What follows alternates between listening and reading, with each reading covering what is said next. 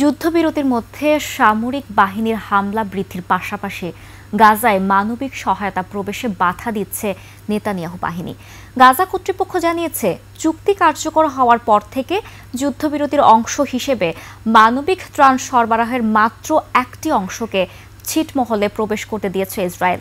এক বিবৃতিতে গাজার সরকারি মিডিয়া জানায়, 10 থেকে 31 অক্টোবরের মধ্যে ৩,২০৩টি বাণিজ্যিক ও ত্রাণ ট্রাক গাজায় সরবরাহ এনেছে।